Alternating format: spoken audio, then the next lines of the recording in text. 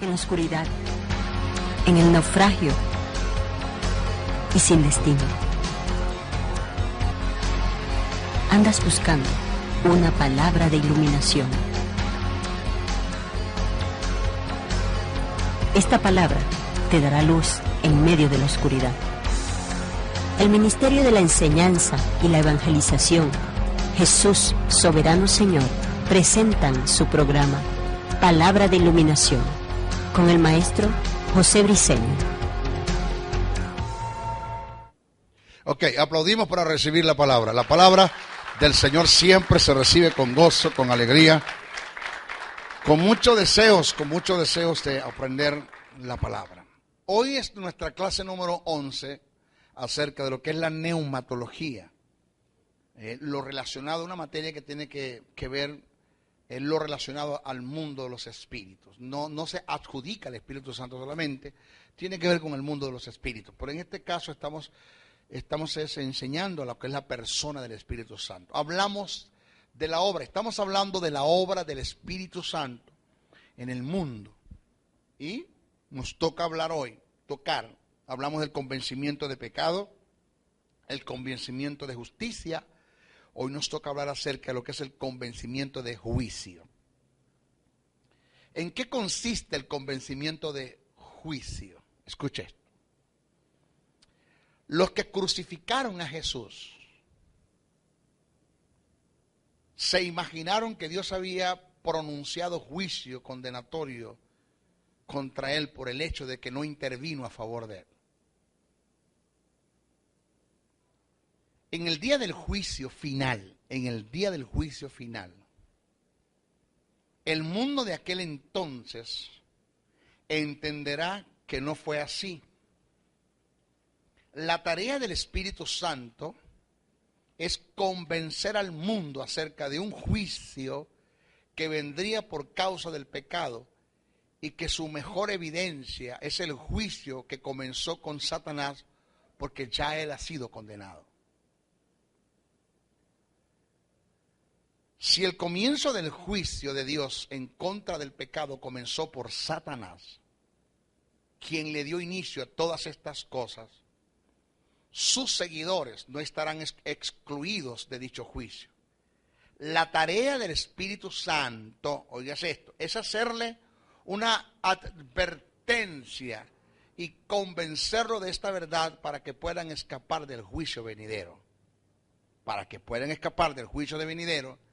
Y poder alcanzar así el favor de Dios por medio de Cristo, que es nuestra propiciación. Una de las cosas buenas de Dios es que Él nunca determinará juicio sobre nadie si no ha dado como precedente una palabra de advertencia. Esta es la obra del Espíritu Santo, el convencimiento de juicio. El convencimiento de pecado, justicia y juicio, que son los tres ahora, es única y exclusivamente obra del Espíritu Santo. Es algo absoluto de Él. Nadie más puede realizar esta obra, solo el Espíritu Santo. El gran fracaso de la obra de evangelización en la iglesia, oído lo que viene. El gran fracaso de la obra de evangelización en la iglesia se debe a que no se le ha dado el lugar que le corresponde al Espíritu Santo como agente de convencimiento. Hemos cambiado al Espíritu por métodos, estrategias, por nuestras propias habilidades. Hemos confiado en nuestros propios esfuerzos. Hemos caído en el terreno de la intimidación, manipulación y control, condenando a la gente con nuestro mensaje que está muy lejos de los que son buenas nuevas de salvación. Muchas veces hemos caído en la subasta, cosa que no estoy de acuerdo porque bíblicamente lo puedo debatir. La Biblia no dice en ninguna parte que usted tiene que aceptar a Cristo como Señor y Salvador.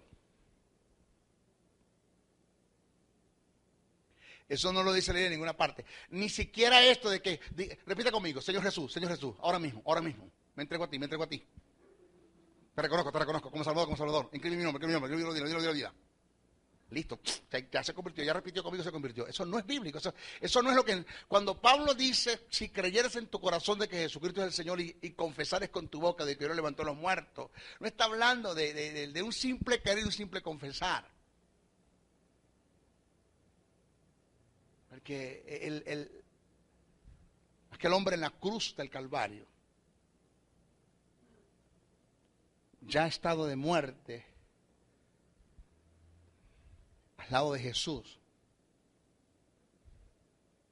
Le dijo a Cristo, Señor, reprendiendo al otro malhechor, le digo a Cristo, Señor, acuérdate de mí cuando estés en tu reino. Jesús en la cruz, aquel hombre agonizando, Señor, acuérdate de mí cuando estés en tu reino. Jesús en la cruz dice, repite conmigo. Henry.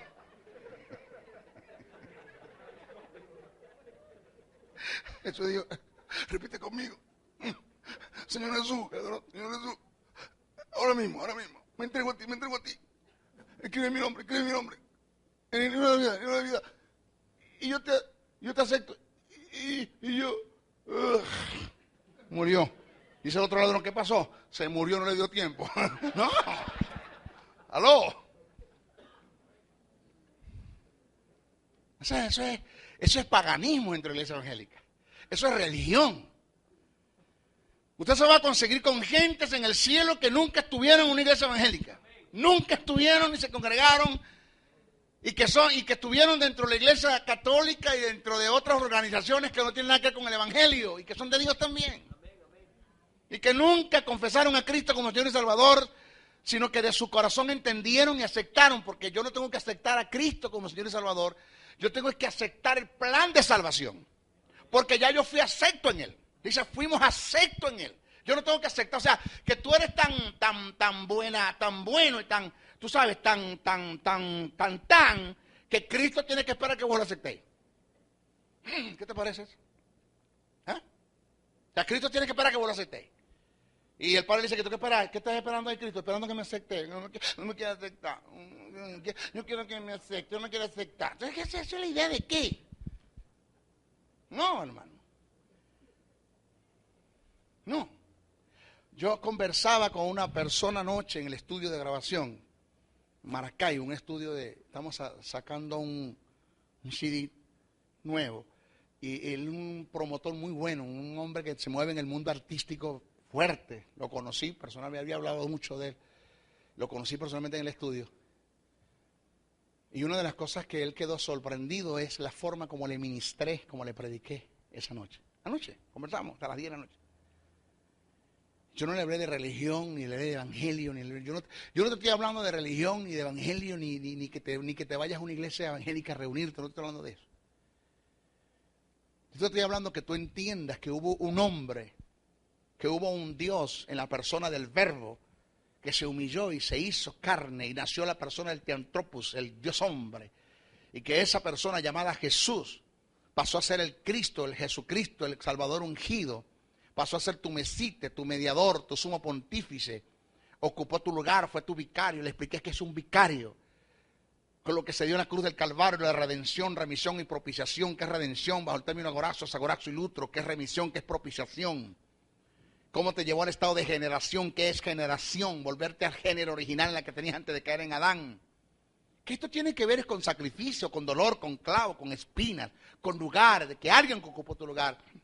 Que no tiene que ver con simplemente repitas una oración que yo te diga para que después vayas a una iglesia a perder tiempo con el mundo de religión, de dogma y de tradición y de mentiras que hay dentro de la iglesia evangélica, y donde te ocupan 3 y 4 horas en un culto para poder callar la voz de la conciencia, para poder decir que tenemos comunión y que tenemos intimidad con Dios, y que nuestros cultos muy lejos está lo que es comunión y lo que es intimidad. Que esto está más allá que el congregarse. Que cuando la Biblia dice no dejándose congregar como algunos tienen por costumbre, hay un pensamiento del que escribe y se dijo por una razón, no está hablando de la iglesia evangélica. Que el congregarse es bueno, eso estamos claros, pero ¿para qué no vamos a congregar? ¿Quiénes son los que se están congregando? Los que no se hablan, los que tienen raíces de amargura, los que tienen odio, contienda. Dentro de la iglesia evangélica hay gente que están en un mismo lugar, pero que no se hablan, que se odian, que tienen raíces de amargura, contienda, disensiones, difamaciones, mentiras, engaños dentro de la iglesia. El mundo está dentro de la iglesia. Eso yo no te estoy hablando de eso. Si quieres no te congregues nunca. Pero acepta el plan de salvación. Acepta que Jesús llevó por ti tu enfermedad, tu maldición. El hombre empezó a llorar. ¿Tú crees eso? ¿Tú me entiendes? Me agarraste lo que te quiero decir. Me digo, perfectamente, maestro, perfectamente. Y eso yo lo quiero, yo lo acepto eso. Ya. Cierra tus ojos. Vamos a orar. Si tú quieres cerrarlos. La Biblia en ninguna parte dice que usted tiene que cerrar los ojos para orar. La Biblia dice que puesto los ojos, dice que puesto los ojos Jesús, dice puesto los ojos al cielo, oraba. O sea que Jesús oraba con los ojos abiertos. Eso que cierre los ojos, porque si no, si usted no tiene los ojos abiertos se le puede meter un demonio.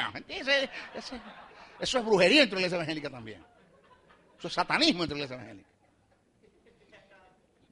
Y lo abracé, vamos a orar. Le dije, papá, yo te doy gracias porque él entendió el plan de salvación, porque él entendió lo que es justicia, porque él entendió lo que es juicio, porque él entendió que aún Jesús fue juzgado en la cruz para no ser juzgado él, que él llevó que Jesús llevó su juicio, su maldición, su pecado. Y el hombre lloraba, se ahogaba en el llanto. Terminé, amén. Señor, recíbelo, gracias por recibirlo como tu hijo. Gracias, Señor, porque ya tú habías pagado un precio por él. Gracias porque lo habías aceptado en tu Hijo Jesucristo. Gracias, Padre. Amén, amén y amén. Bienvenido a la familia de Dios. Le di un abrazo. Dios te guarde. Ya, ahí está. Esa es la obra de convencimiento del Espíritu, hacer el trabajo en la iglesia. Pero ¿qué está ocupando el lugar? ¿Qué está ocupando? La subasta. Bueno, voy a contar 5 para que recibas al Señor. Sucio. Tú estás subastando el Evangelio, estás subastando a Cristo. Tú eres loco. Voy a contar 5. Ahora mismo. Por aquí. Oh, Dios mío. Santo, Dios mío. Quedan 4. Oh, Dios mío. El Señor te está dando una oportunidad. Puede ser que cuando salgas de aquí un camión te espachurre la cabeza. Te meten una puñalada. Oh, Dios mío. Y la gente asustada. Quedan 3. Quedan 3. Quedan 2. Y el que está al lado de cae a codazo. Anda, tum, anda, a codazo. Que si no pasa le revienta las costillas al hombre.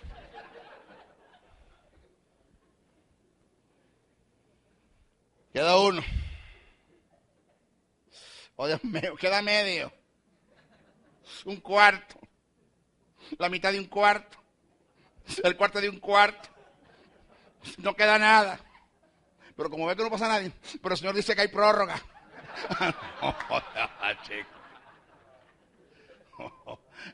¿Cómo se llama eso? Basura.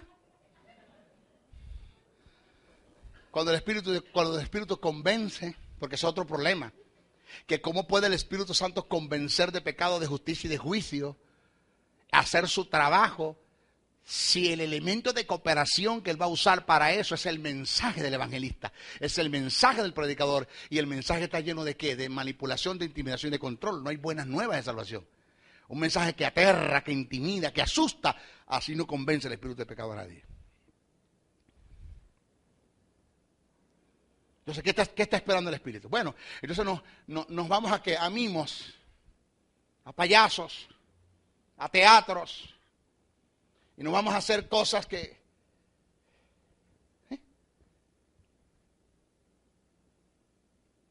lo que tenemos es un circo montado en la congregación. Señores, muchas veces hemos caído en la subasta, condenando o mendigando a la gente a la posibilidad de ser salvo. Creo que con la persona del Espíritu Santo y su presencia en nosotros es suficiente para que la gente sea convencida de la verdad y pueda formar voluntariamente de una forma voluntaria poder aceptar el plan de salvación y dar el paso de salvación. Jamás debemos subastar, ofertar a Cristo ante un mundo que tanto lo necesita como algo sin valor. El mundo no tiene que aceptar a Cristo, nosotros fuimos aceptos en Él. Efesios 1:6.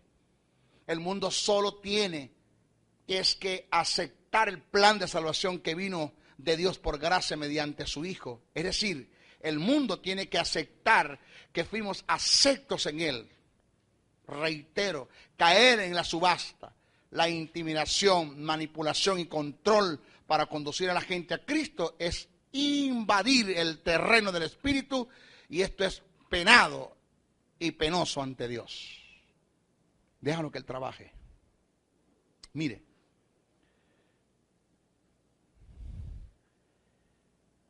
hubo un evangelista, un predicador, que donde Dios lo envió a hacer una actividad. Por 15 días. Recibió del Espíritu 15 días para hacer la actividad. El día número 14, no se había convertido ni un alma. Y mandó a recoger el sonido, equipo, mandó a recoger todo. Y se fueron. Él se quedó en la ciudad.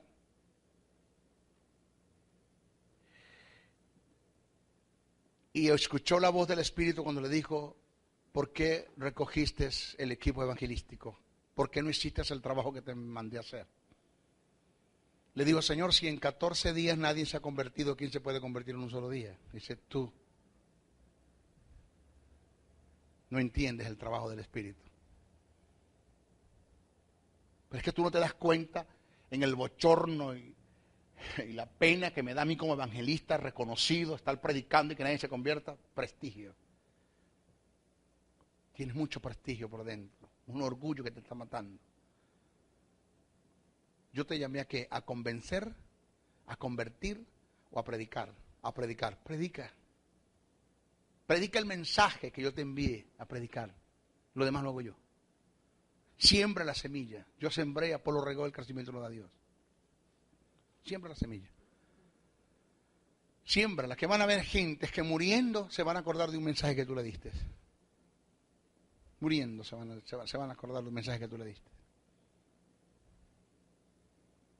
De una palabra que le dijiste, que quedó sembrada en el corazón de esa gente. ¿Sabes algo? ¿Qué? Tú vas a ir al terreno a predicar el día número 15. Señor, yo recogí todos los equipos, ese es tu problema. Tú me predicas el día 15. Pero es que a capela. Yo no te mandé a recoger los equipos. A regañadientes fue al sitio, en pleno terreno, en plena plaza, allí donde estaba el equipo evangelístico, empezó a predicar el mensaje de salvación. Cristo como el Cordero de Dios que quita el pecado del mundo. Ministraba y predicaba. Y pasó un joven de 12 años y se sentó en una piedra frente al predicador y escuchó todo el mensaje. Todo el mundo pasaba, ninguno se quedaba, solamente el jovencito sentado en la piedra. Y el predicador levantó la mano y dijo: ¿cuántos quieren aceptar este plan de salvación en Cristo en la cruz del Calvario? El jovencito levantó la mano: yo quiero. Pasó, le puso la mano: Señor, él es el único que está aceptando esto. Uno solo. Se salvó uno solo. Aquí está, agárralo, cógelo, aquí está. Este es tuyo. Se le acercó y le dijo: ¿cómo te llamas, hijo? Me llamo Billy Graham.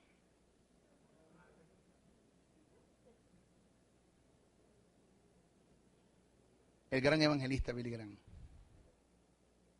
El hombre que más almas ha ganado para Cristo en los años 60, 70 y 80.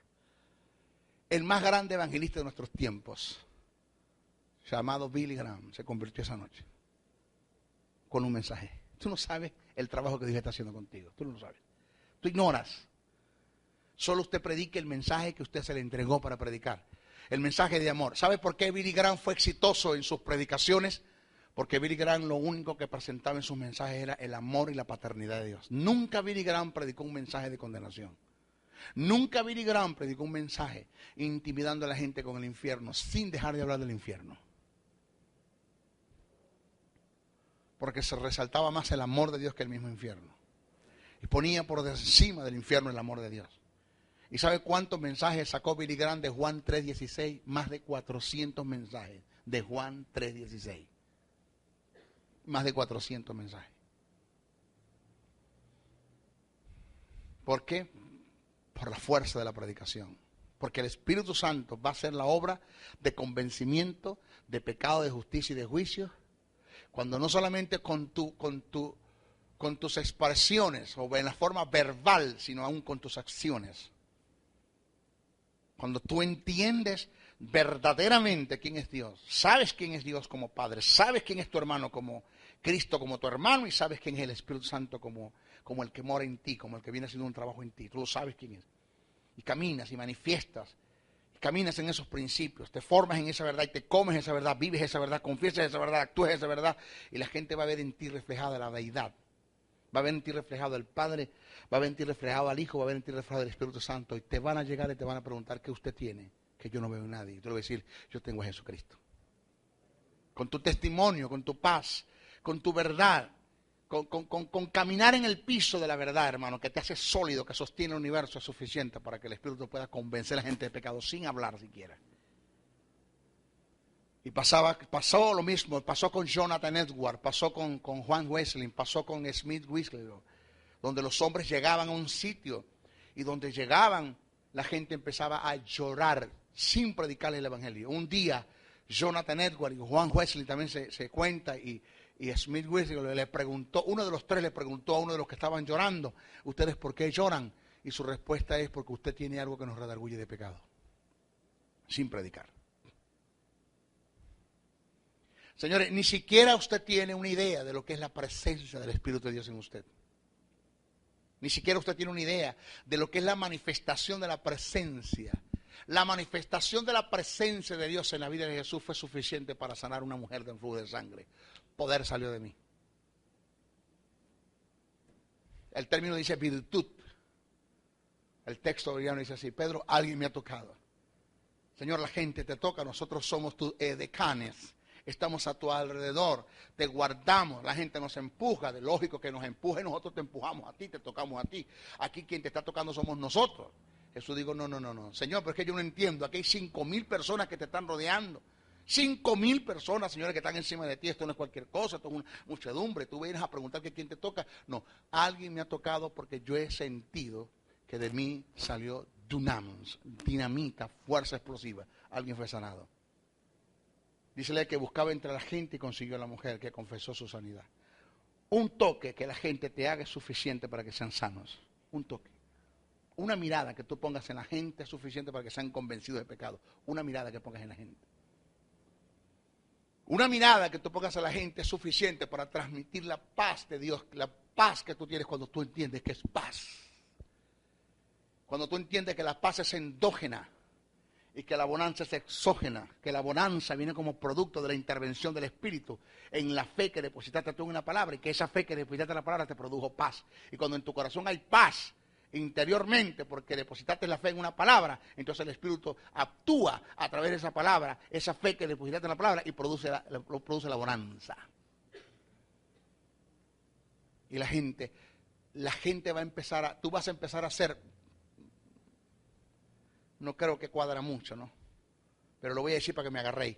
Tú vas a empezar a ser la envidia del mundo. La gente va a querer ser como tú. Va a querer tener lo que tú tienes. Yo te hablo por experiencia. Señores, el Espíritu Santo es tan determinante en el convencimiento de pecado que con su presencia manifestada en nosotros es suficiente para el convencimiento de pecado, su presencia. Lo que tenemos que hacer es entender por entero que el acto de convencimiento es única y exclusivamente del Espíritu Santo. Lo nuestro es darle el lugar que le corresponde en dichas acciones y evitar de ocupar ese lugar. simplemente. Justifica y vivifica el pecador. Obra, estamos hablando de las obras del Espíritu Santo en la vida de la gente que no ha sido convertida. Porque el Espíritu Santo es un don de Dios para la iglesia, pero tiene su relación con un mundo que se pierde. Así como Cristo es un don de Dios para el mundo, pero tiene su relación con una iglesia que se ha convertido. ¿Cómo hace? Justifica y vivifica de pecado. Según Tito 3, 5, 7, estas operaciones son atribuidas al Espíritu Santo. El pasaje dice, nos salvó, no por obra de justicia que nosotros hubiéramos hecho. Oído que este es uno de los temas más debatidos en este ministerio, como persona. Haber sacado del mercado el libro de la fuerza de la justicia para mí ha sido una bendición, pero también ha sido, hermano, un lugar de ataque donde mis mejores amigos me dieron las espaldas porque supuestamente yo estoy equivocado en lo que estoy enseñando. Porque me he convertido, acéptese con mucha humildad lo digo, en uno de los reformadores de estos tiempos. Necesitamos reformas en nuestras iglesias. Yo siempre he dicho, hermano, lo he dicho, que lo que los teólogos católicos entendieron, no lo han podido entender los teólogos protestantes. Lo que entendió Martín Lutero, lo que entendió Calvino, lo que entendió Juan Hus, lo que entendieron los reformadores que estaban dentro de la iglesia católica, no lo han entendido lo que tenemos dentro de la iglesia evangélica. Lo que es la fuerza de la justicia. Lo que es cómo tú vas a alcanzar la salvación, no por obras que tú hayas hecho, indicando que la salvación ni la alcanzas ni la mantienes por obra. Que la justicia ni la alcanzas ni la mantienes por obra. Que la vida eterna que Dios puso en ti ni la alcanzas ni la mantienes por obra. Que no hay nada en este mundo que tú puedas hacer para que puedas obtener la justicia de Dios, como no hay nada en este mundo que tú puedas hacer para perder la justicia de Dios que está en ti. Que no es algo así como varias veces lo he dicho, pero vaya, para los que no han visto los demás CD, que no es así como me enseñaron, que Dios pagó una cuota inicial de mi salvación en Cristo Jesús en la cruz del Calvario, pero yo tengo que encargarme de los giros para poder entrar al cielo. Dios pagó la cuota inicial en la cruz, pero encárgate tú de los giros, a fuerza de obras. Cuando la Biblia en ninguna parte enseña eso. Entonces dice, nos salvó, no por obra de justicia que nosotros hubiésemos hecho, sino por sus misericordias. ¿Por su qué? Misericordia. Oído, por sus misericordias. A ver, usted conoce el concepto de gracia, de misericordia. El concepto más elemental, no básico, básico es de profundidad, de base. El concepto más elemental de justicia y de misericordia es este. De gracia y de misericordia es este. Gracia es cuando se te da lo que no merecías. Misericordia es cuando no se te da lo que merecías. Las misericordias están en Dios en que no se te dio el infierno, que era lo que merecías. Y la gracia está en Dios en que se te dio el cielo, que no te lo merecías. Entonces, nosotros, para poder entrar en el terreno de la gracia, primero Dios tuvo que vernos con ojos de misericordia. Por eso cuando tú le dices a Dios, usted, en tu oración, le dices, Señor, ten misericordia de mí, Dios le da un codazo que usted no sabe lo que es gracia. Porque usted no tiene que estarle pidiendo a Dios misericordia, a menos que usted quebrante un principio en el mundo espiritual y usted caiga en un terreno de desgracia porque usted abandonó la gracia de Dios, abandonó los beneficios de la gracia, y por quebrantar un principio en el mundo espiritual o universalmente, usted tiene una tragedia encima, se le viene un mundo encima, usted fue contaminado de una enfermedad incurable, usted tiene una demanda encima, usted está pero al borde de la tierra, ya usted no puede más, usted está desplomado, y cuando usted te rodilla y dice, Señor, ten misericordia de mí. Entonces cuando Dios te saca del lugar donde tú estás, te sana, te paga las cuentas, y te lleva otra vez al terreno de la gracia, al terreno de la gracia. Y empiezas a caminar en la abundancia de Dios. Porque misericordia es comer de las migajas que caen de las mesas. La gracia es sentarse en la mesa a comer con el hijo del rey, como hijo del rey. Entonces la iglesia no pide, la iglesia no vive de misericordia. Nosotros tenemos que pedir misericordia por el mundo que se pierde. Por ello sí. Y el intercesor, el trabajo del intercesor como intercesor, una persona que fue llamada a orar, a interceder, es también pedir misericordia, no solamente por el mundo que se pierde, sino por aquellos que están en la iglesia que quebrantan los principios y juegan con la gracia de Dios y entran en el terreno del libertinaje. Pero yo no necesito de las misericordias de Dios si ando caminando los principios de Dios, en el propósito de Dios.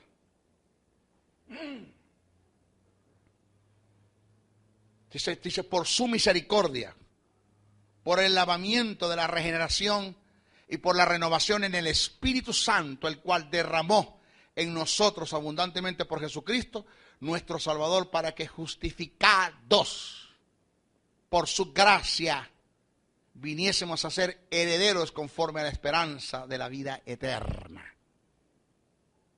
Primera carta a Timoteo 3:16 dice que quien produjo la justicia en Jesús fue el Espíritu Santo. El texto dice justificado en el Espíritu. Óigame, ¿cómo Jesucristo tuvo que ser justificado por el Espíritu Santo? De la misma forma que Jesús tuvo que ser justificado por el Espíritu, usted también tiene que ser justificado por el Espíritu. Todo lo que el Espíritu Santo hizo en Jesús en el infierno, lo tiene que hacer con usted en el lugar donde usted está. Porque Jesús ocupó tu lugar para que tú no fueras allá. Por igual, primera Pedro, en su primera carta, capítulo 3, versículo 18, dice que quien vivificó a Jesús en el Espíritu fue el Espíritu Santo. El texto dice, siendo a la verdad muerto en la carne, pero vivificado en el Espíritu. Lo mismo que el Espíritu Santo produjo en Jesús en cuanto a la justicia y a la vida, lo hizo en nosotros. Ahora, mire, esto es lo que le voy a decir. Toda obra que el Espíritu Santo ha hecho en ti, en tu espíritu, es irrevocable. Es irrevocable. No más que se muere una sola vez, espiritualmente. Y se nace una sola vez, espiritualmente. Cuidado con eso. ¿Cómo produce el Espíritu Santo el nuevo nacimiento? ¿Cómo lo produce? Explicamos eso. El nacimiento en el Espíritu, para el entendimiento humano, es como el viento cuyo origen y destino es desconocido. Y eso es lo que viene ahora. El Espíritu Santo obra más allá del entendimiento del hombre. Así como nadie ha llegado a conocer la ley del viento, ni su origen ni su final, así nadie puede entender cómo se produce el nuevo nacimiento en el Espíritu. La acción del Espíritu Santo es soberana, misteriosa e incomprensible. Jesús lo compara con el origen y el destino del viento. Tú puedes oír y sentir el viento, pero no saber de dónde viene ni a dónde va. Puedes que no entiendas cómo y por qué sopla el viento, pero puedes sentirlo y puedes observar sus efectos en las nubes o en los árboles. Así es el nuevo nacimiento en el Espíritu. No sabes cómo se produce, pero puedes ver sus efectos en la vida de los hombres que han nacido de nuevo. Lo que no podemos negar es que estas dos acciones, óigame, justificación y vivificación vienen y las produce el Espíritu, aunque no entendamos cómo se produce. Les tengo una noticia, Jesús no entendió esto. Y los que me están viendo ahora por el video, por YouTube, por internet, este hombre está loco con lo que está diciendo, por eso es lo que dice la Biblia. Bíblicamente hablando, yo a usted le puedo demostrar, señores, y no me estoy saliendo del tema, es una verdad paralela, porque usted me puede agarrar, esto es, la teología es como un eslabón, se enlaza, esto es un poquito de cristología para entrar en neumología. Bíblicamente le puedo a usted demostrar que Jesús mientras estuvo en la tierra era omnisciente, pero nunca operó en la omnisciencia, nunca operó en la omnisciencia. Jamás. Porque cuando la Biblia dice que Jesús conocía lo más profundo de los corazones de los hombres, y la Biblia dice que Jesús conocía los pensamientos de ellos, el que escribe lo vio así, porque es un humano que no entendía lo que era la obra del Espíritu Santo en la vida de Jesús. Así lo escribió el evangelista, porque era lo que estaba viendo. Cuando vio a Natanael, que le habló de la higuera, cuando no estaba presente, y le dijo, porque te dije que te vi, ¿creíste? Eso lo observó el evangelista y así lo escribió. Conocía los pensamientos de los hombres, conocía lo que los hombres cavilaban en sus corazones, y conociendo Jesús los pensamientos de los hombres. Eso lo entendió el evangelista así. Lo que el evangelista no entendió es que en Jesús estaba operando, era el don de discernimiento de espíritu y la palabra de ciencia y sabiduría que ve en Jesús por el Espíritu Santo. Porque hubo cosas que a Jesús le preguntaron y Jesús no supo responder. Porque Jesús no operó en la omnisciencia. Siendo omnisciente, Jesús nunca operó en la omnisciencia. Nunca. Pedro le dijo a Jesús, ¿cuándo es tu venida? Jesús dijo, yo no lo sé. Ni los ángeles de los cielos lo saben. Solamente mi Padre lo sabe. Pregunto si es omnisciente porque no lo sabía. Si operaba en la omnisciencia, ¿por qué no lo sabía? Este es el caso cuando Nicodemo le pregunta cómo se nace de nuevo. Jesús dijo, el viento sopla de donde quiere, mas oye su sonido, mira sus efectos, su movimiento en los árboles, cómo te golpea el cuerpo. ¿Me estás oyendo, Nicodemo? Sí, Señor, pero no sabes dónde viene y no sabes dónde va. Así es que he nacido en el Espíritu. Nadie sabe cómo se nace de nuevo. Nicodemo, ni yo lo sé. O sea, la pregunta que tú me estás haciendo no te le puedo dar respuesta porque ni yo lo sé. Eso fue lo que Jesús le quiso decir a Nicodemo. Sopla el viento. ¿Dónde viene? ¿Tú lo sabes, Nicodemo? No, yo tampoco. ¿A dónde va? ¿Tú lo sabes, Nicodemo? No, yo tampoco. Está hablando el hombre, no está hablando el verbo. Está hablando el hombre limitado en su omnisciencia, donde no podía operar la omnisciencia, porque si operaba la omnisciencia quebranta el pacto de redención, el pacto de regeneración, que así como fue un hombre que cayó, que no era omnisciente, tenía que ser un hombre que levantara al hombre del lugar donde cayó, sin ser omnisciente también. ¿Cómo se nace? No sé. Pero se nace. Y todo lo hace es el Espíritu. Todo lo hace el Espíritu. Ahora entramos en la obra del Espíritu Santo en la iglesia. Vamos a ver cuál es el trabajo del Espíritu en la iglesia. Vamos a ver cuál es el trabajo del Espíritu en tu persona, en lo personal. ¿Cómo ahora tú sí vas a saber pedir o demandar? ¿Cómo ahora sí te vas a ubicar en la oración cuando te dirijas al Espíritu Santo? Porque de eso se trata, de darte a conocer la persona del Espíritu.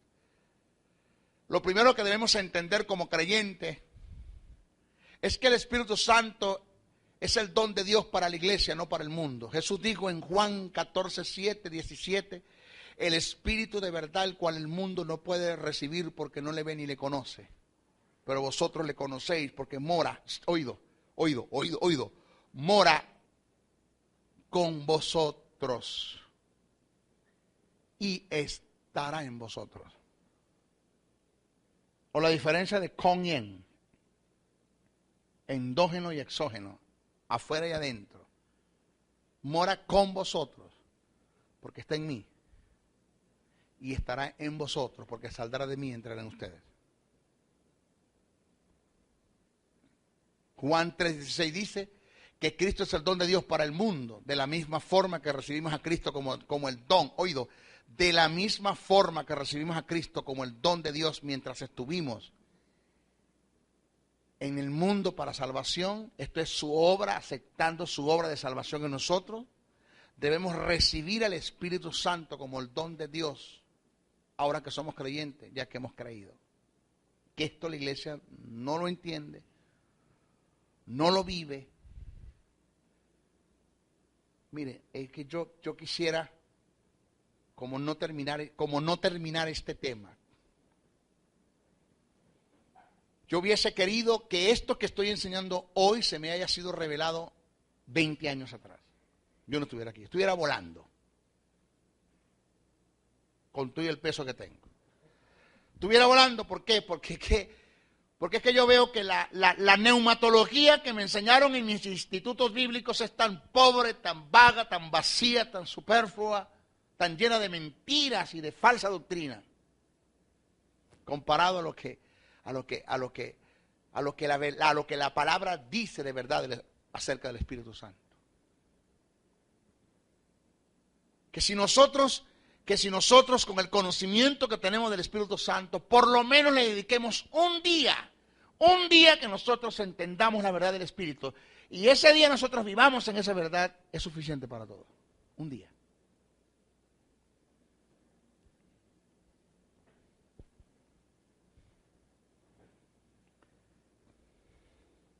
Señores, la experiencia que el creyente ha tenido con la persona del Espíritu Santo es muy superficial, aislada de la verdad de Dios. Debemos sacar al espíritu del mundo de la teología. ¿Debemos qué? Sacar al espíritu del mundo de la teología. Anoche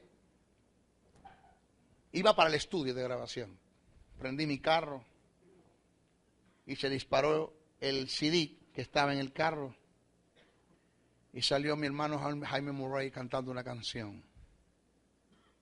Y en el momento que la canción empieza a entonarse, le puse el pare, freno en mano y empecé a llorar. Llorar solo. Lloré solo mucho. Mi esposa se me acercó y allí en la puerta del carro me pasó la mano por mis hombros y abrazamos, lloramos escuchando la canción.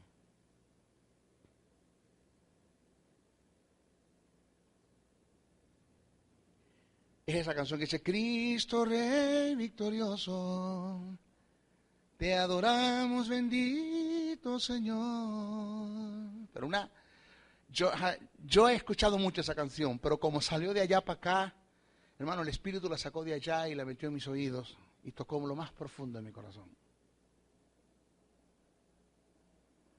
Como por el Espíritu van a haber canciones que las he escuchado como 500 veces y no has sentido nada, pero hay una vez que el Espíritu Santo usó la canción porque era lo que él sabía que tú necesitabas escuchar en ese momento. Y te la puso.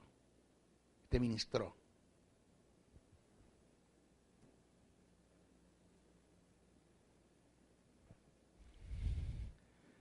Sacar al espíritu de la teología, del mundo de la teología.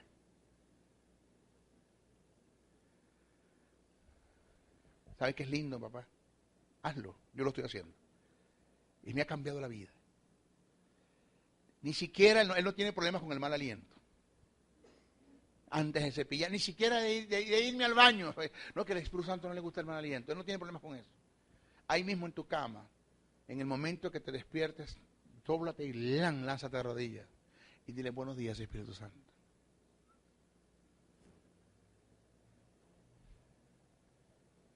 Quiero decirte que te necesito en el día de hoy. Quiero decirte que yo le doy gracias a mi Padre.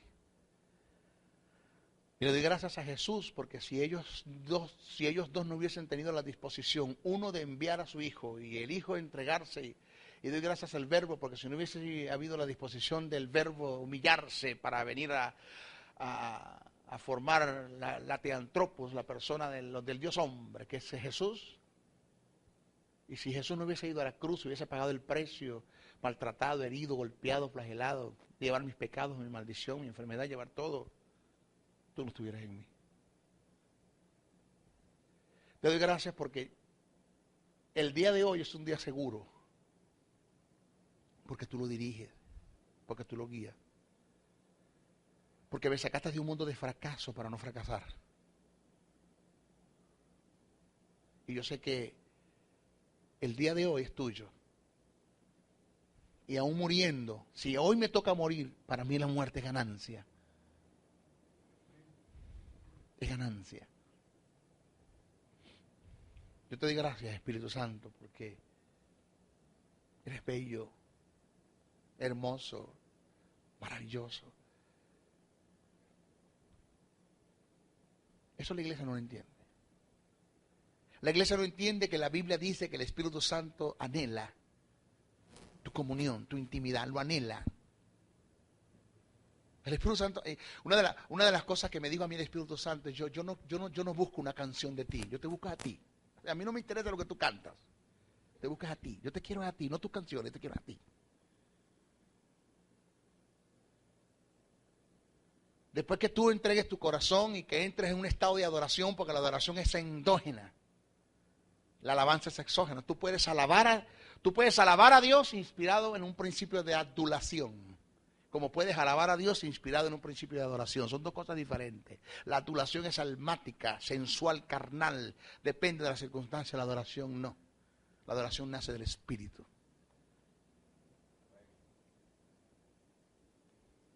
Cambian las cosas. Todo cambia. Con la presencia del Espíritu cambia todo. ¿A qué hora usted se levanta a trabajar? A las 5, levántese a las 4:30. Dedíquele media hora al Espíritu Santo. Media hora. Dedíquele media hora. Y usted se va a dar cuenta que sus ventas van a crecer. Su empresa va a crecer. Todo va a crecer. Tu vida espiritual va a crecer. Tu gente que no se ha convertido al Evangelio van a empezar a convertirse, a ser convencidos de pecado cuando te vean. Porque dentro de ti hay algo, está el Espíritu de Dios que no ha podido todavía exteriorizarse, no ha podido todavía salir de ti porque tú no lo dejas salir. A quien tenemos que tener atado, que es al diablo, lo tenemos suelto. Y a quien tenemos que tener suelto, es el Espíritu Santo, lo tenemos atado.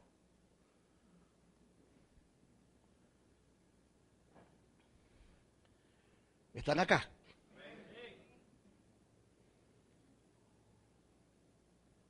Entonces debemos de sacar al Espíritu Santo del mundo de la teología.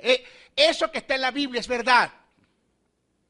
Eso de esa persona que la Biblia te habla, que es el Espíritu Santo, es tan real. Señor, está aquí en esta noche. Está aquí en esta noche. Hay una presencia de Él.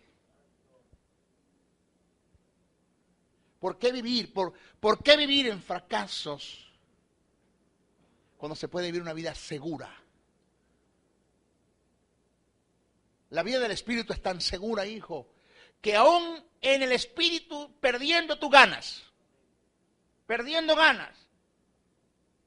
Porque el que pierde su vida la ganará. Aún perdiendo ganas. Entonces que el Espíritu Santo, vamos a sacarlo del mundo de la teología. Que deje de ser abstracto para nosotros. Y que pase a ser una verdad en nuestras vidas. Uno de los pecados más graves que hemos venido cometiendo, que ha venido cometiendo el creyente en contra de la persona del Espíritu, es ignorarlo como persona y no tomarlo en cuenta sus funciones. Por esta causa la iglesia vive como los huérfanos en la relación al Espíritu Santo. Él fue el agente enviado del Padre para asistirnos en todas las áreas de la vida. Él nos muestra la verdad, nos enseña, corrige, guía, nos recuerda las cosas, nos capacita con poder, hace de nosotros su morada. Él es el testigo interno, nos conduce a la comunión, aboga por nosotros, nos da la iluminación de los misterios del Padre y del Hijo, nos asiste en las obras de evangelización, en el convencimiento de pecado. ¿Qué tú más quieres? ¿Por qué vivimos como vivimos? Porque no lo hemos tomado en cuenta. Señores, el no tomar al Espíritu Santo en cuenta es vivir desprovisto de todas estas cosas, sin recursos y sin posibilidad de éxito en lo que emprendamos. El no tomar en cuenta el Espíritu Santo es una de las formas de apagar al Espíritu, según primera carta a los Tesalonicenses 5:19, y de contristarlo, según Efesios 4:30. La forma de estar lleno del Espíritu, dejar que Él sea operativo en nuestras vidas, dejando que Él ocupe el lugar que le corresponde. Jesús tipificó al Espíritu Santo como río por dos cosas. Primero, la primera usa el plural el plural indicando que son muchas las operaciones que el Espíritu viene a hacer en nuestra vida. De su interior correrán ríos, plural. Y la segunda es que el río nunca se estanca, él siempre está fluyendo. El Espíritu Santo no vino para estancarse en tu vida, él vino a fluir, a fluir, a fluir. En Juan 7:38 Jesús dijo, el que cree en mí, como dicen las Escrituras, de su interior correrán ríos de agua viva. Plural. ¿Por qué el plural? Porque son muchas las cosas que el Espíritu Santo viene a hacer en tu vida, asistirte en tantas cosas que tú desconoces. Plural. ¿Y por qué? ¿Y por qué? ¿Por qué ríos? Porque el Espíritu Santo no viene a estancarse en tu vida, viene a fluir, a fluir, a fluir. Vamos, va a fluir, a fluir. Señores, para que tengamos una idea de lo significativo que es el Espíritu Santo en la vida de un creyente, voy a hacer un recuento y presta atención bien lo que viene, que hoy usted va a entender tantas veces que lo he leído y dice, wow, hoy lo entendí. Óigame lo que presta atención a lo que me están viendo por el video, por internet, por YouTube, por la televisión, presta atención a esto.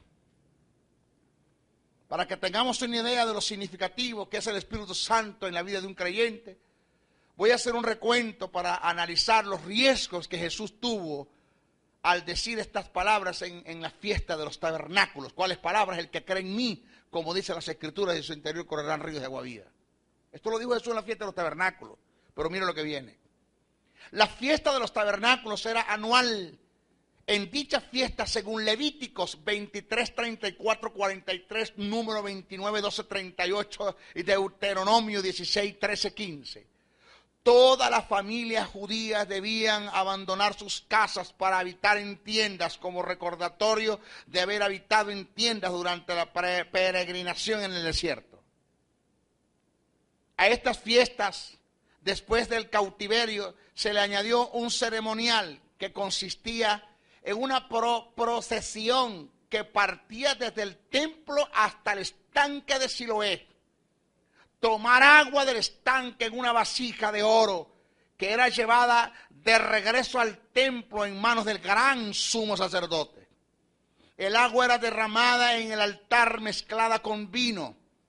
Sobre el sacrificio preparado, esta agua era derramada como símbolo de agradecimiento por el agua que brotó de la roca y fue bebida por todo el pueblo, según Éxodo 17:6. En dicha ceremonia se convocaban a todos los hombres de Israel y había una atención única sobre el sumo sacerdote. Jesús, en una forma desapercibida, interrumpió la ceremonia, lo cual era un delito, y al hacerlo era reo de muerte. Y para agravar esta situación lo hizo durante el último día de la fiesta, donde más gente había. Es donde los hermanos le dijeron, pero si tú eres el Mesías, ¿por qué no vas a la fiesta de los tabernáculos? No fue a ningún día de la fiesta, sino que fue al último día de la fiesta, donde más gente había, porque era el cierre de todo. Lo que no entendía el pueblo es que quien interrumpió la ceremonia tenía toda la autoridad para hacerlo, porque Él es la roca donde brotó el agua en el desierto. Alabado sea el nombre del Señor. Y todos bebieron de ella. Primera carta a los Corintios 10:4. Pablo dijo, porque la roca era Cristo. La misma roca se hizo presente en la ceremonia. E hizo una invitación a beber agua de la fuente. En contraste con la pequeña cantidad de agua que derramaba el sumo sacerdote. Y que de paso venía de un estanque, agua estancada.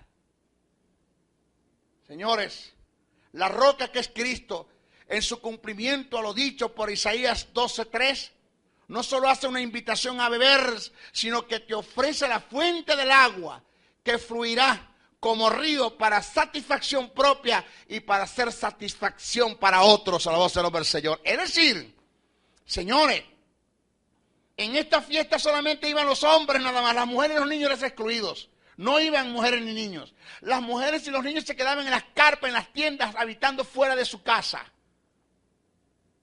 ¿Qué pasaba? Que el sumo sacerdote agarraba con una tina de oro en una procesión desde el templo hasta el estanque de Siloé. Y agarraba agua del estanque y regresaba con la procesión otra vez hasta el templo y derramaba sobre el sacrificio mezclado con agua. Eso lo hacían rituales. Lo hacía el sumo sacerdote. ¿Cuántas veces lo hizo? Por 7 días. ¿Cuántas veces Jesús fue a la fiesta? Ni uno. El último día fue. Y cuando el sumo sacerdote, por decir algo, doy la espalda a mi disculpa, no tengo cámara de frente, estaba derramando el último día, donde más gente había,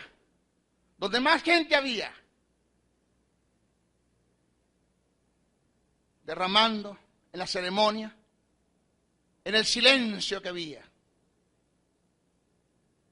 la reverencia que había, entre comillas, la quietud que había, la bonanza.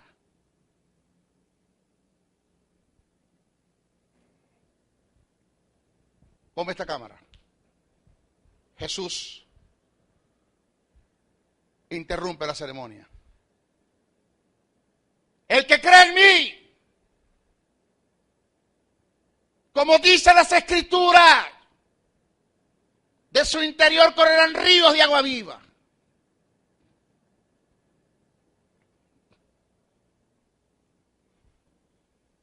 Se voltea el sumo sacerdote. Todo el mundo se volteó. Los discípulos sabían el riesgo. Jesús sabía lo que estaba haciendo. Jesús sabía que era reo de muerte. Ahí mismo lo podían agarrar a él y a sus discípulos y apedrearlo y matarlo porque estaba interrumpiendo una ceremonia. Esto es sagrado, señores. Para ellos esto es sagrado, esto no se hace. Tipo es loco. Lo que la gente no entendía es que Jesús les estaba diciendo, ¿saben algo? Él está agarrando agua de un estanque. Eso está estancada esa agua. Y está haciendo un símbolo. Están trabajando con el tipo de un antetipo, que soy yo. Ellos lo que están ignorando es que el antetipo ya está presente. Que esa roca de las cuales bebieron la gente en el desierto, soy yo. Y esa roca está presente entre ustedes, aquí estoy yo. Y yo les hago las invitaciones a ustedes. Que no tomen agua del estanque. Que tomen agua de mí. Que crean en mí. Y como está escrito, porque mis padres así lo establecen, de ustedes correrán ríos. No agua estancada, ríos de agua viva. Que fluye para vida eterna. No solamente ese río, que es el Espíritu Santo, estarán ustedes justificándolos y vivificándolos a ustedes para salvación, sino que emanará testimonio de ustedes para salvación de otros. Vengan a mí. Dice la Biblia que desde ese momento muchos se apartaron de él, pero otros creyeron en él. Les pregunto, ¿creen ustedes que los discípulos entendían o entendieron lo que Jesús hizo en ese momento? No. No. El evangelista escribe 40 años después. 40 años después. Henry, eso aparece en la Biblia así aparece en la Biblia, pero no lo puedes tomar en el mismo tiempo, por ende, en el mismo momento ni en el mismo lugar, que el evangelista lo entendió allí y lo escribió allí. No, dice así. Y el último gran día de la fiesta, Jesús se puso en pie delante de toda la multitud y dijo, e interrumpiendo la ceremonia, el que cree en mí, venga y beba agua de la roca eterna, y de su interior correrán ríos de agua viva. ¿Usted me está oyendo cómo dice el texto? Después dice, y esto decía del Espíritu Santo que habían de recibir los que creyeran en él. Pero ese pedacito, y esto decía del Espíritu Santo que habían de morar los que creyeran en él, lo escribió el evangelista fue después, cuando el Espíritu Santo vino sobre la iglesia. Cuando el Espíritu Santo vino sobre la iglesia, dijo, se le prendió el bombillo. ¡Ping! ¡Ay, ay, wow, wow! Pedro, ven acá. ¿Qué pasó? ¿Vos te acordáis? Ese es el Juan Maracucho. ¿Vos te acordáis cuando Jesús, mi maestro, cuando estaba con nosotros, aquella vez que interrumpió la ceremonia, ¿te acordáis? Cuando él dijo, el que cree en mí, como dicen en la Escritura, se enteró del río de agua viva. ¿Te acordáis de eso? Sí. ¿Vos sabéis qué es el río de agua viva? Que el Espíritu Santo, chicos, que había de morar en ellos. Pero eso lo entendió el tipo después que vio venir el Espíritu sobre la iglesia y lo escribió 40 años después.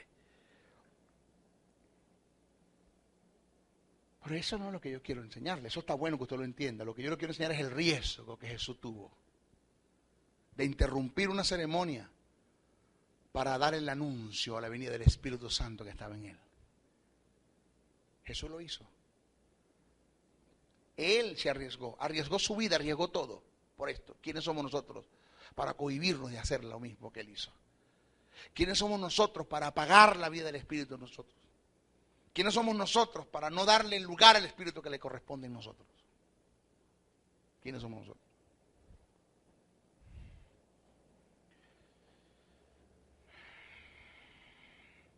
Si alguno tiene sed, venga a mí y beba. El que cree en mí, como dicen las Escrituras, de su interior correrán ríos de agua viva. Y después Juan da testimonio diciendo, esto dijo del Espíritu Santo que habían de recibir los que creyeran en él.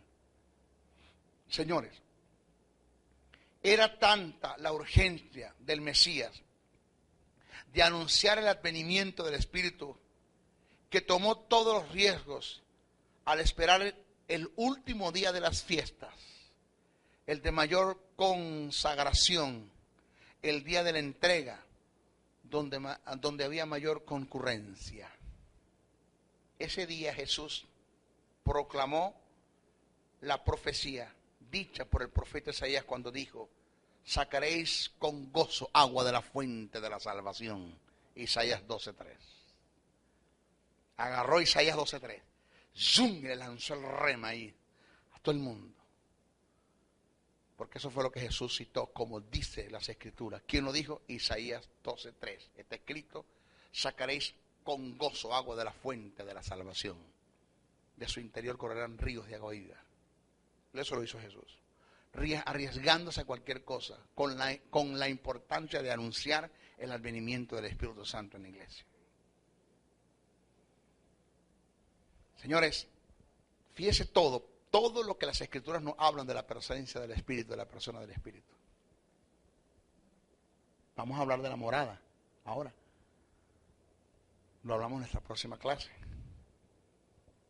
El próximo lunes, a la misma hora, estaremos aquí.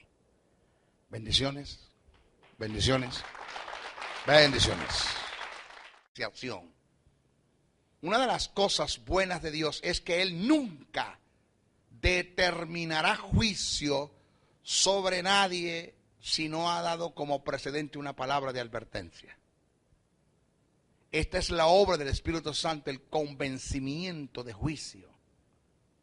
El convencimiento de pecado, justicia y juicio, que son los tres ahora, es única y exclusivamente obra del Espíritu Santo. Es algo absoluto de Él. Nadie más puede realizar esta obra, solo el Espíritu Santo. El gran fracaso de la obra de evangelización en la iglesia, oído lo que viene. El gran fracaso de la obra de evangelización en la iglesia se debe a que no se le ha dado el lugar que le corresponde al Espíritu Santo como agente de convencimiento. Hemos cambiado al Espíritu por métodos, estrategias, por nuestras propias habilidades. Hemos confiado en nuestros propios esfuerzos. Hemos caído en el terreno de la intimidación, manipulación y control, condenando a la gente con nuestro mensaje que está muy lejos de los que son buenas nuevas de salvación. Muchas veces hemos caído en la subasta. Jesús en la cruz dice, repite conmigo. Henry.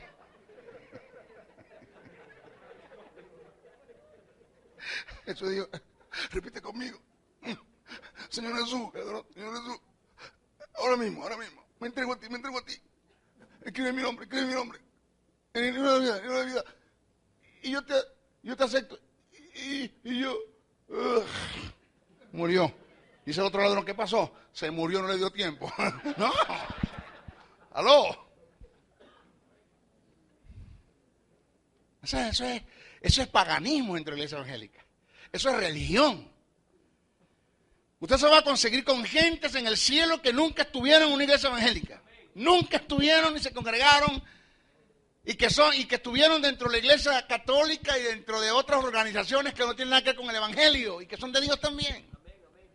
Y que nunca confesaron a Cristo como Señor y Salvador, sino que de su corazón entendieron y aceptaron, porque yo no tengo que aceptar a Cristo como Señor y Salvador, yo tengo que aceptar el plan de salvación, porque ya yo fui acepto en Él. Dice, fuimos aceptos en Él. Yo no tengo que aceptar, o sea, que tú eres tan buena, tan bueno y tan, tú sabes, tan, que Cristo tiene que esperar que vos lo aceptéis. La subasta. Cosa que no estoy de acuerdo porque bíblicamente lo puedo debatir. La Biblia no dice en ninguna parte que usted tiene que aceptar a Cristo como Señor y Salvador. Eso no lo dice la ley en ninguna parte. Ni siquiera esto de que, repita conmigo, Señor Jesús, ahora mismo, me entrego a ti. Te reconozco como Salvador. Inscribe mi nombre, dilo. Listo, ya se convirtió, ya repitió conmigo, se convirtió. Eso no es bíblico, eso no es lo que... Cuando Pablo dice, si creyeres en tu corazón de que Jesucristo es el Señor y confesares con tu boca de que Dios levantó a los muertos, no está hablando de un simple creer y un simple confesar. Porque aquel hombre en la cruz del Calvario, ya ha estado de muerte al lado de Jesús, le dijo a Cristo, Señor, reprendiendo al otro malhechor, le dijo a Cristo, Señor, acuérdate de mí cuando estés en tu reino. Jesús en la cruz, aquel hombre agonizando, Señor, acuérdate de mí cuando estés en tu reino. En la oscuridad, en el naufragio y sin destino. Andas buscando una palabra de iluminación. Esta palabra te dará luz en medio de la oscuridad. El Ministerio de la Enseñanza y la Evangelización, Jesús, Soberano Señor, presentan su programa Palabra de Iluminación, con el maestro José Briceño. Ok, aplaudimos para recibir la palabra. La palabra del Señor siempre se recibe con gozo, con alegría, con muchos deseos de aprender la palabra. Hoy es nuestra clase número 11 acerca de lo que es la neumatología. Lo relacionado a una materia que tiene que ver lo relacionado al mundo de los espíritus. No se adjudica al Espíritu Santo solamente, tiene que ver con el mundo de los espíritus. Pero en este caso estamos enseñando lo que es la persona del Espíritu Santo. Hablamos de la obra, estamos hablando de la obra del Espíritu Santo en el mundo. Y nos toca hablar hoy, hablamos del convencimiento de pecado, el convencimiento de justicia. Hoy nos toca hablar acerca de lo que es el convencimiento de juicio. ¿En qué consiste el convencimiento de juicio? Escuche esto. Los que crucificaron a Jesús se imaginaron que Dios había pronunciado juicio condenatorio contra él por el hecho de que no intervino a favor de él. En el día del juicio final, en el día del juicio final, el mundo de aquel entonces entenderá que no fue así. La tarea del Espíritu Santo es convencer al mundo acerca de un juicio que vendría por causa del pecado y que su mejor evidencia es el juicio que comenzó con Satanás, porque ya él ha sido condenado. Si el comienzo del juicio de Dios en contra del pecado comenzó por Satanás, quien le dio inicio a todas estas cosas, sus seguidores no estarán excluidos de dicho juicio. La tarea del Espíritu Santo, oigas esto, es hacerle una advertencia y convencerlo de esta verdad para que puedan escapar del juicio venidero. Para que puedan escapar del juicio venidero y poder alcanzar así el favor de Dios por medio de Cristo, que es nuestro propiciador.